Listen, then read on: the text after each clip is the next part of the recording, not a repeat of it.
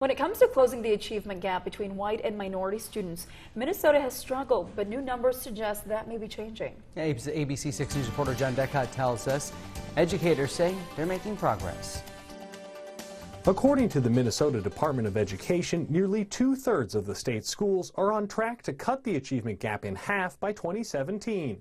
New data looking at math and reading scores shows progress across the state and in local districts as well.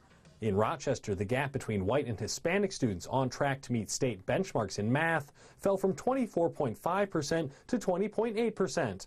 In Albert Lea, the gap in reading proficiency between white and black students dropped from 14.4% to 13.2%.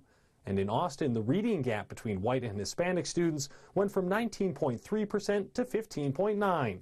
But numbers can be deceiving. You can create an artificial finish line called an assessment score, but we also know that students are human beings and they're very different. Because judging progress can be difficult using statistics that may show improvement between some groups and regression between others, officials in Austin say they try to focus on students as individuals, adding programming this year to identify student potential and speed growth. Not only in Austin can you receive the services of a gifted and talented interventionist through your achievement test scores, but also through what we see in your ability. And so that's been a shift. While the achievement gap looks at scores across school populations, educators say they're more concerned with individual growth as the true measure of achievement. You can create this stagnant and this arbitrary finish line, but there's a different starting line for every student.